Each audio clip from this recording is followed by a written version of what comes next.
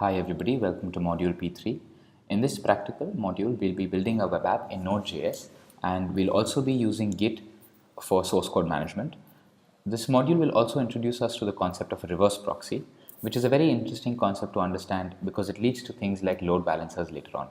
Our main objectives in this course are to create a project and deploy it online, and also to develop the web app locally, and by locally I mean on your own computer system.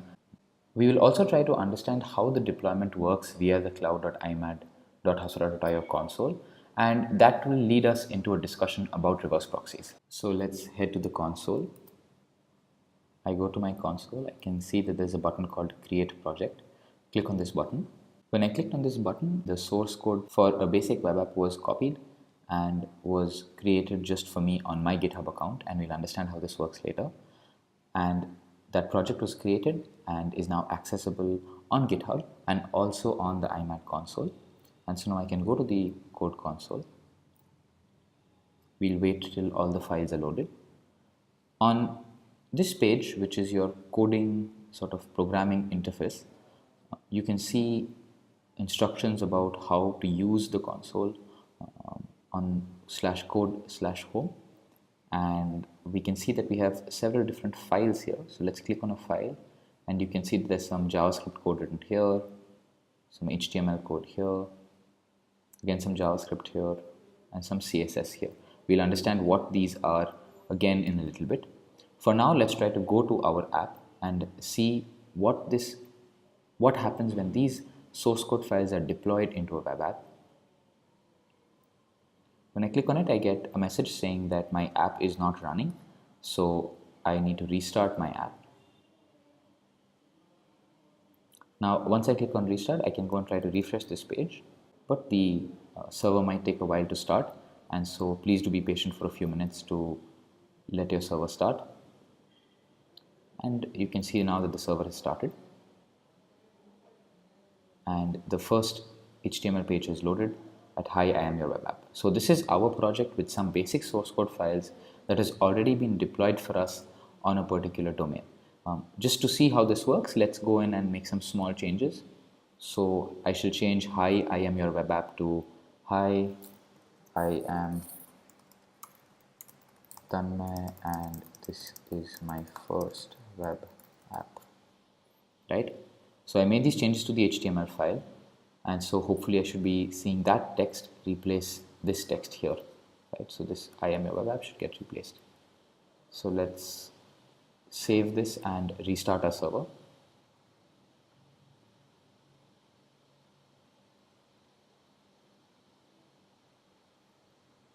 Let's go back and refresh this. Please be aware that you'll have to give it some time because your files are being copied again, your application is being built and is being deployed on the server. So you can refresh 2-3 times and you can see that the text has changed, and this is how I can change and deploy code on my web app. Now let's try to understand how this works. What just happened when we had a bunch of source code files? I made some changes, I clicked on a button, and suddenly I'm able to see my server live on my own domain. So for example, if your username is user12, your app would be on user12.imad.hasura.io, and mine, because my username is coco98, my app is coco98.imad.hasura.io. So how is this happening? If you remember, we had discussed a 5-step process last week about how a web app would be deployed. And we said that the process roughly consists of getting a domain name, getting hosting, linking the domain name to the IP that the hosting provides us with, developing the source code or installing a web app or a web server, and then deploying that on that machine so that that web server is accessible on that IP and on that domain name. So let's try to revisit that 5-step process and understand how this console is helping us. The first thing that we had to do is to get a domain name. In this case, we've already created domain names using subdomains.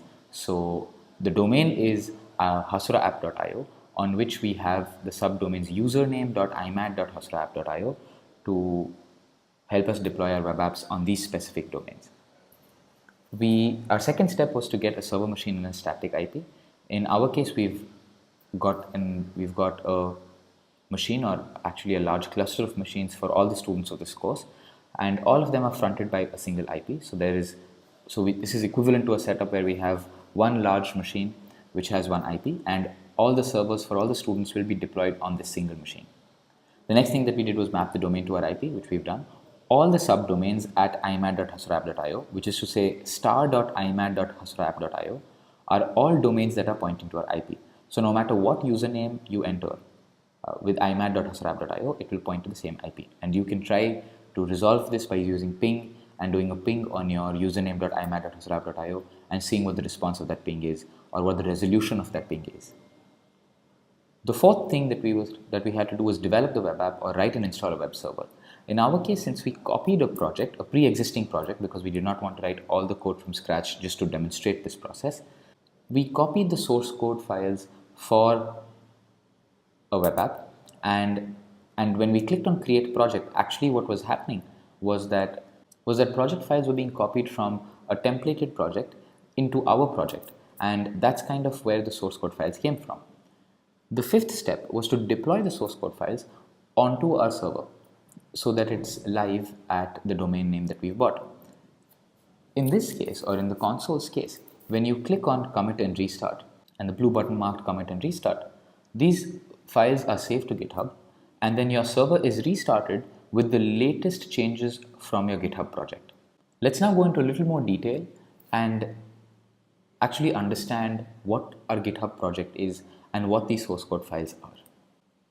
So if I go to my GitHub account /coco98,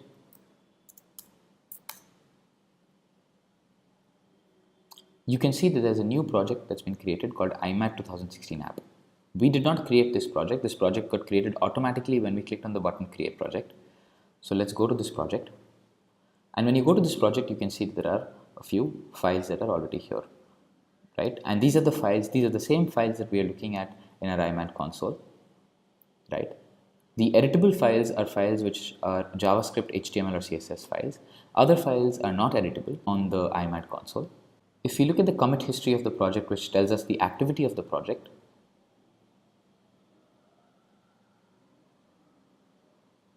we can see that there was a change made from IMAT console which says update UI index.html, and this was the change that we made.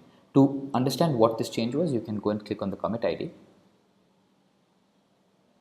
and we can see that this was the last change that we made, which was hi, I am your web app, changed to hi, I am Tanmay and this is my first web app, right? So you can see the changes here. Now, where did these files come from? Like we said, they've been copied from a templated project or a base project. And if you go to the title of your own page, you'll see username /IMAT 2016 app forked from Hasura IMAT 2016 app. So if I click on this link, this is the base project that everybody will take a copy of to create their own project and to start working.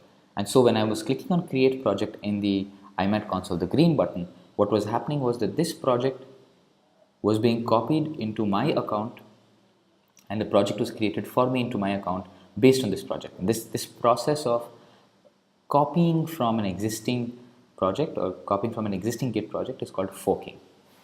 So now that we've understood point 4a, which is how the source code was copied to our GitHub account when we clicked on create project and sort of what is happening in the background, let's try to understand the fifth step, which was how the deployment of the web app happened. On this console, everybody's web app is accessible on username.imat.husrapp.io. And we also said that all of these domains actually point to the same IP or the same machine. So how is this happening? How are multiple domains working on the same IP? There are two ways to achieve this. The first way to achieve this is what we covered in the last practical module, what we covered in an earlier practical module, when we used two web servers on the same computer and we ran them on different ports. So the option here is that we can have a big server machine, and every student's server can run on this machine at different ports. And so user 1's server would be imat.husrapp.io 8080. User 2's would be imat.husrapp.io 8081. And we could do this, but this doesn't give us good looking URLs. This doesn't give us a feeling that we have our own domain name. And if we really want to have, and somehow we want to achieve username.imad.husrapp.io as our domain. And the only way to do that is using a reverse proxy. So the reverse proxy might be a little complicated to understand, and don't worry about it because it's not extremely important to this course, but it's a nifty concept to understand. So let's look at how the reverse proxy is helping us here. We have star.imad.husrapp.io, which is our set of domains pointing to our IP. The IP itself is of that of a large server machine, right?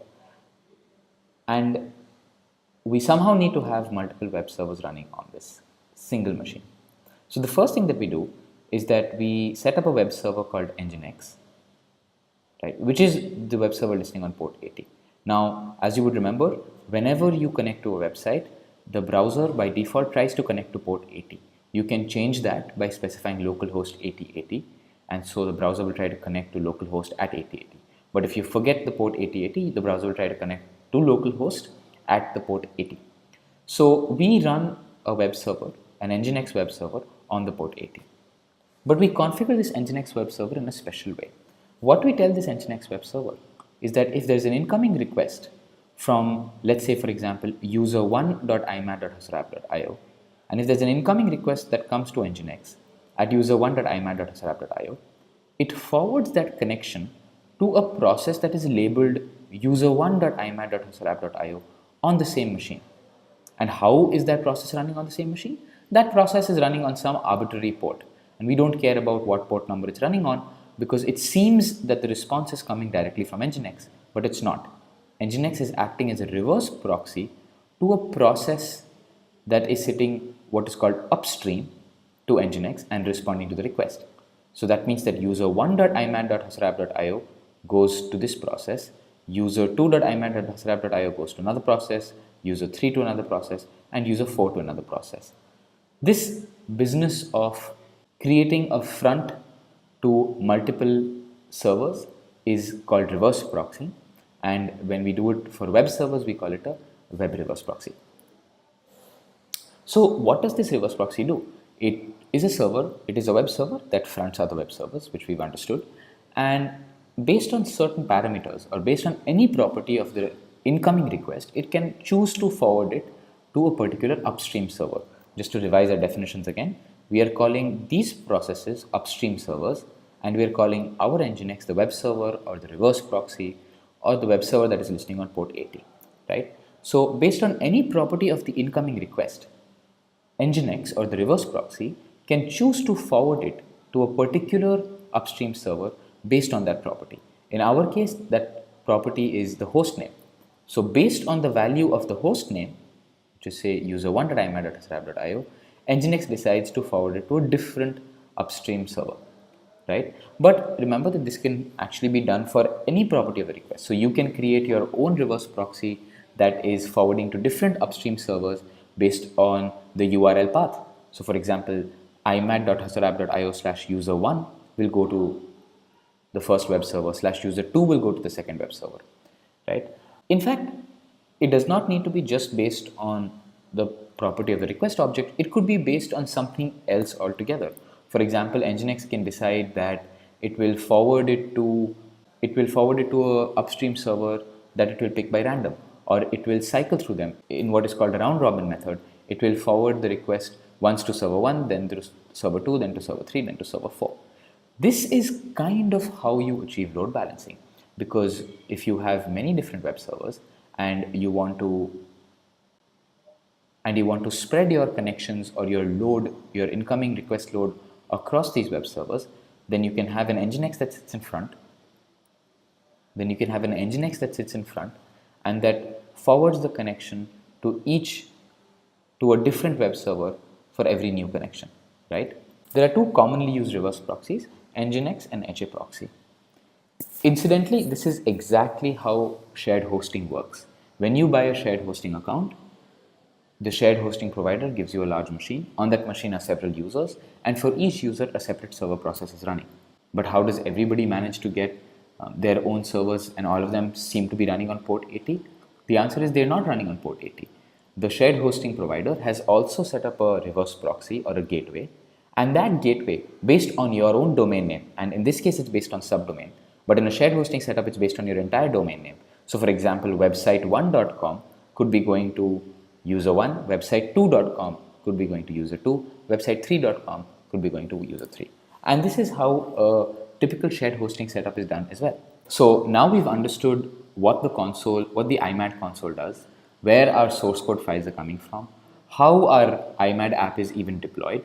And just to sum up, what we did on the console was that we created a project, we got a bunch of files, we clicked on a button called restart, and suddenly our server was live on username.imad.hustleapp.io.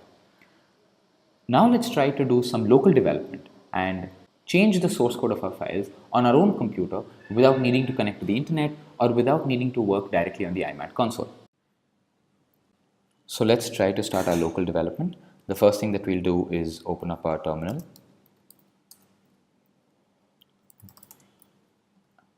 So again, I'm just going to zoom this up a little bit so that it's clear for everybody. Now I'll create a new directory where I want to start doing my work. So I'll call that mkdir WebApp, and I go inside that WebApp. Now I want to copy my source code files here.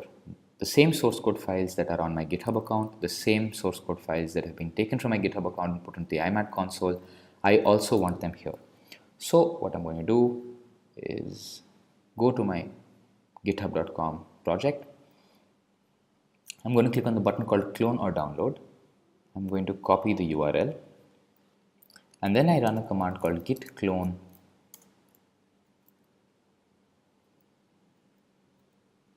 and if I do an ls to see what files have been created, I can see that a new directory has been created called IMAD 2016 app. If I go inside this directory, I can see that those same files are here, the files that were present here, right? This process was equivalent to downloading a zip file and unzipping the zip file. In fact, we can do that. So let's try to go download zip. You can see that the zip file has been downloaded. Let me copy the zip file from my downloads folder. I'll just clear the screen. So now I unzip that.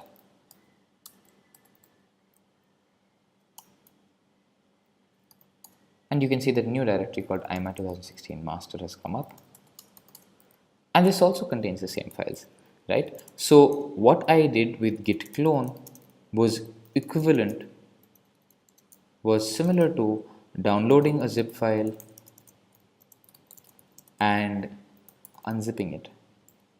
So let's remove the duplicate copies, and I'll remove the zip file also.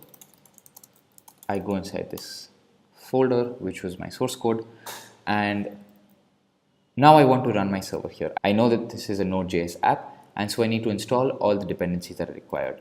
Once again, make sure that you have Node.js and npm installed, and then you can use this to run the command npm install. This will automatically detect what the dependencies of our application are and will install those dependencies. Wait for a second while it's downloading. And if you list the directories again, you'll see that a new folder has been created called node modules. And if you go inside this folder called node modules, you'll see that some files have been downloaded. These are the dependencies of our file.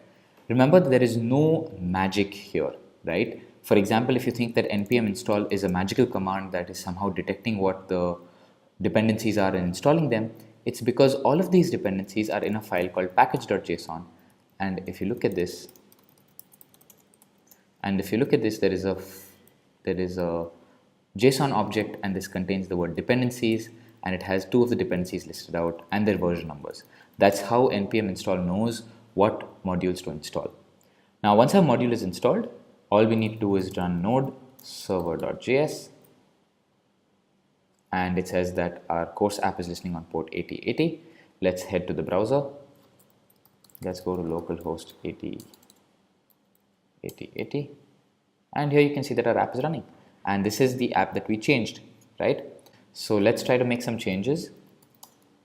Let's go to the UI folder, index.html, and let's say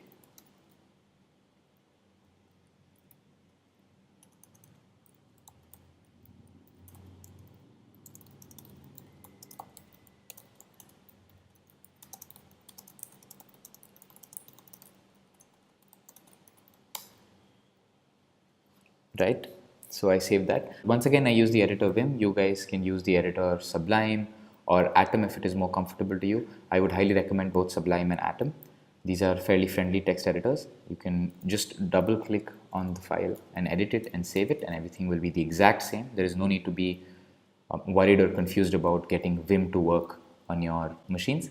Now, once you have the setup done, you can just run node server.js, right? We've restarted our server, and you can see that some new changes have come, right?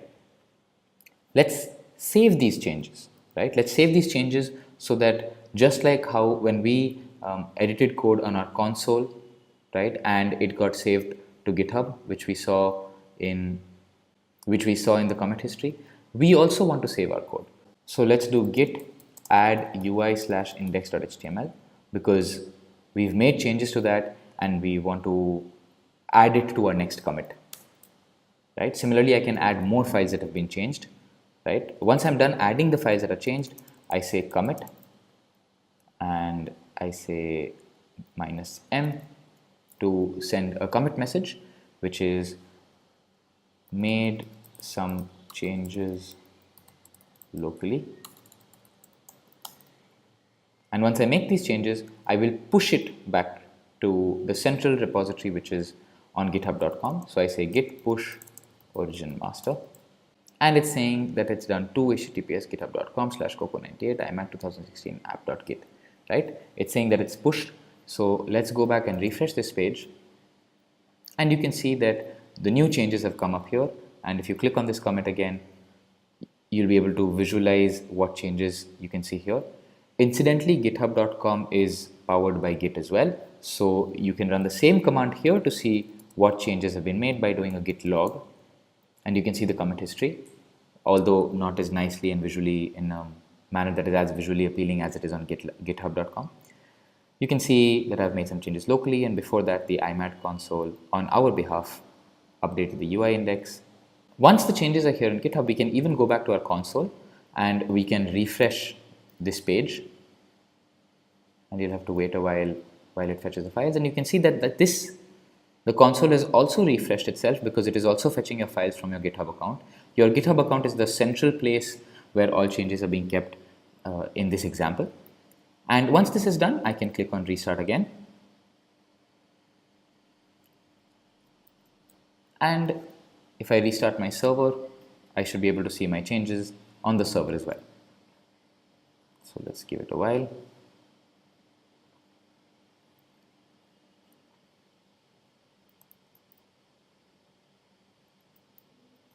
And you can see that the new changes have come up here, right? This is exactly the same as what I had on my local host. And now I have it public on the web so that anybody else can also view these changes. So why did we use Git? Why are we using github.com? Why aren't we just copying files? Why did we just not copy a zip file and use that to create a copy of the web app that we wanted to use? Why did we not just copy a zip file and then save it on our local machines, and then once we made the changes, create a new zip file and then upload that zip file somewhere, right? We can collaborate on, for example, on Google Drive or even on Dropbox. The reason why we're using Git is because of all those little features that I showed you. I showed you a commit history. I showed you what changes have been made in every single commit. And Git has the power to let us roll back to a particular commit by if we make any changes, or we make any changes that we want to discard, or we want to pull changes from an earlier commit. All of these things are possible with Git. And doing this is called versioning your code. And Git is an example of a VCS, one of the most popular VCS version control systems out there today. Just an interesting fact, Git was also invented by the inventor of Linux, Linus Torvalds, and he invented both Linux and Git. And he jokes that he's named both the pieces of software after himself. You can read more about Git and version control in general by heading to this link that I've mentioned on the slides. And you should read up and understand, because Git is a powerful piece of software that is very, very useful in all kinds of software engineering. Let's just quickly recap, because we covered a lot of complicated concepts. We have a basic web app with some source code files that have been created by the IMAT team. These were copied when you clicked on the create project button. These were copied and a new GitHub project was created automatically for you, which was accessible on github.com/username/imat2016app. We copied those files onto our local machine by using the command git clone, and we got them on our local machine. And then after that, we pushed it back to our GitHub project, right? And after pushing it back, when we deployed it, those changes were deployed onto a server, right? And effectively what we were able to do was deploy source code from our computer to our server via GitHub, right? This might not be how you typically deploy a web server. In a more typical setup, you might actually end up copying files because you have your own server machine. You might actually copy files or copy your source code files from your local machine to your server. This is not a recommended practice. It is always best to use Git 2 or any other version control system to sort of version your code and then only deploy versions of your code on the server so that no random files or mistakes are copied to your server. Again, it is also important to understand that all the components that we've used are fairly optional. For example, we used github.com for this we're using github.com for this course, but you might as well be using bitbucket.org or gitlab.com, which are all alternative pieces of software that do the same thing.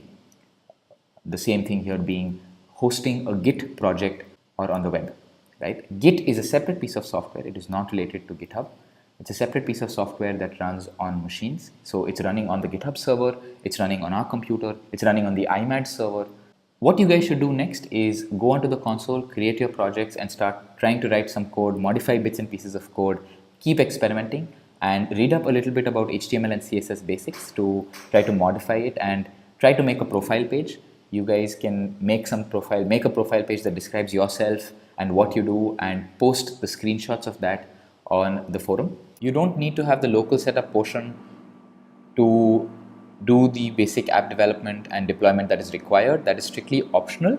However, it is recommended because if you're going to go on to do slightly more advanced things and become a developer, you will need to have a local setup ready.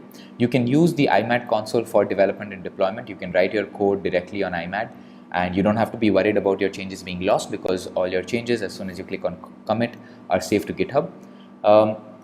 Because of the high load that we will experience during this course, your server might switch off due to inactivity if it's inactive for more than 10 minutes. You can always restart it just by going back to your console and clicking on restart. In case you have any issues with the forum, in case you have any issues with the console, please feel free to reach out to us directly on the forum or on our Twitter handles and we'll make sure that we fix it for you. In the next sessions, we'll be looking at server-side JavaScript and understanding how HTML works. We'll also be looking at client-side JavaScript. So although we haven't introduced what the source code files are and how they're working, we will be getting into that from the very next lecture.